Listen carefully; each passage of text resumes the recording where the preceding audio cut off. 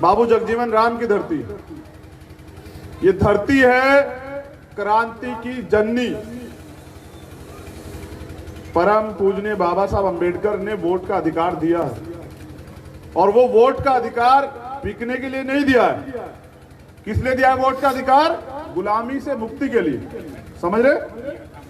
लोकतंत्र बना इसलिए क्योंकि पहले राजतंत्र था कि राजा का बेटा ही राजा बनेगा, गरीब का बच्चा राजा नहीं बनेगा।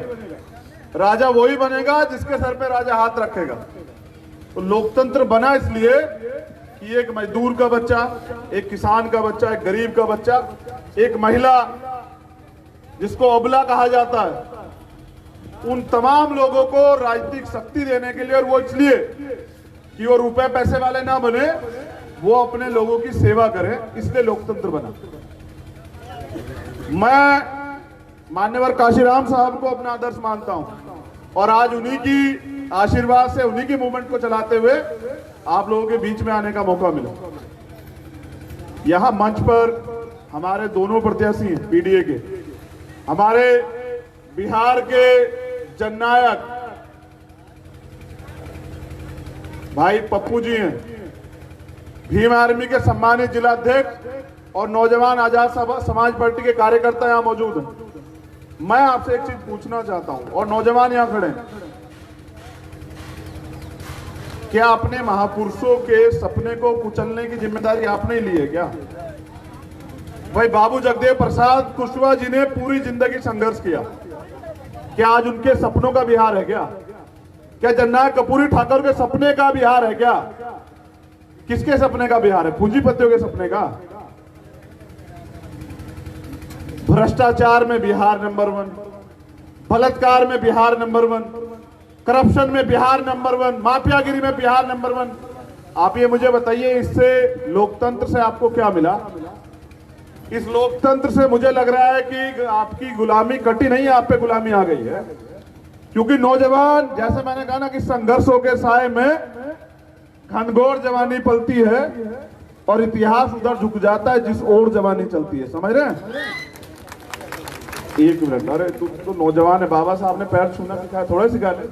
बाबा साहब ने तो समानता की बात की। बैठ बैठ। तो जिधर इतिहास किधर झुकता है? जिधर जवानी चलती है। परिवर्तन समझते हैं ना, वो प्रकृति का नियम।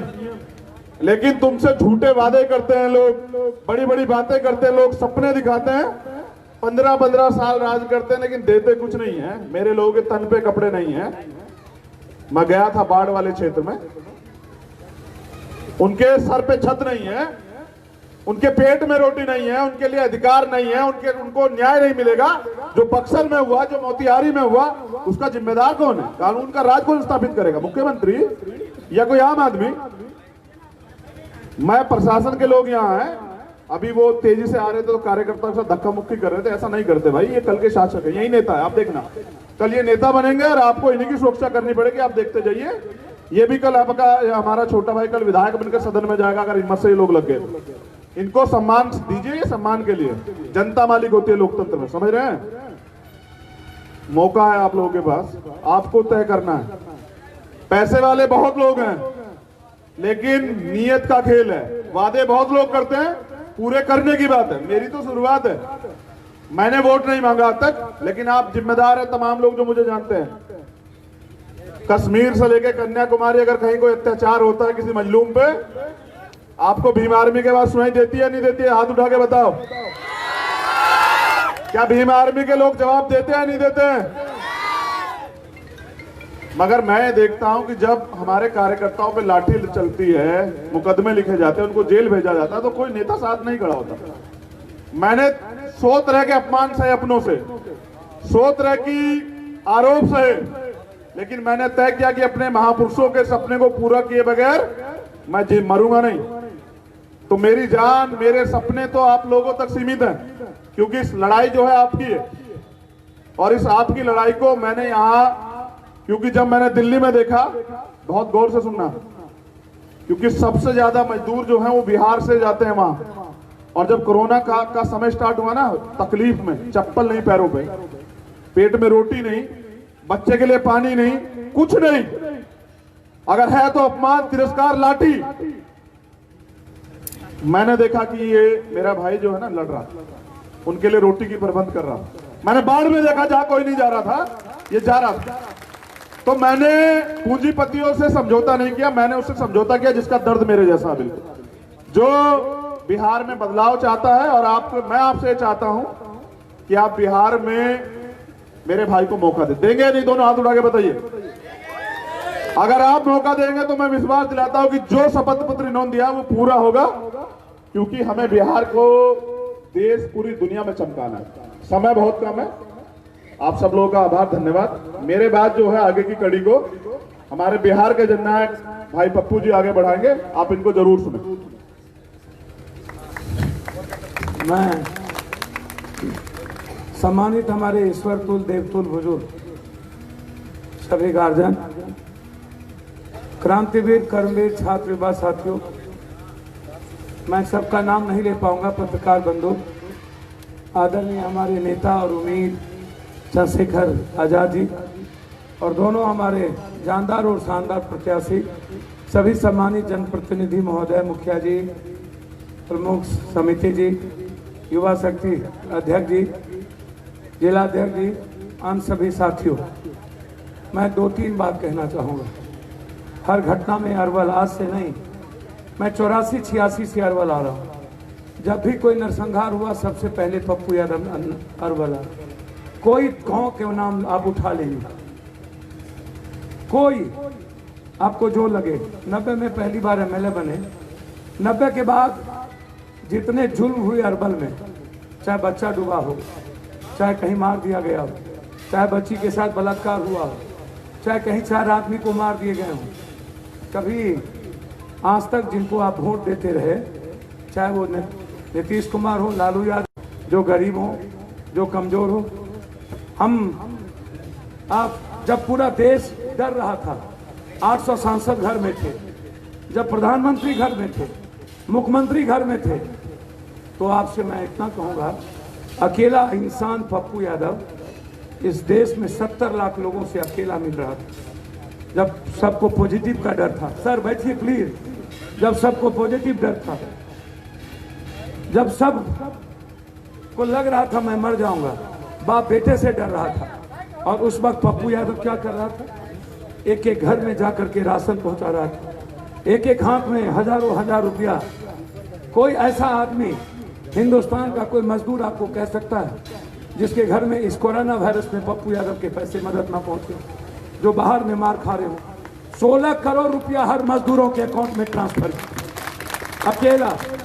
ये जिम्मेदारी मेरी नहीं, ये जिम्मेदारी नीतीश और नरेंद्र मोदी की। जब बच्चे पर जुर्म कर रहे थे, ये लोग नहीं आने दे रहे थे कोटा दे, तो 7 अप्रैल को हमने 40 बस लगाए। जब नीतीश ने मना कर दिया तो फिर 7 ट्रेन हमने भेजा।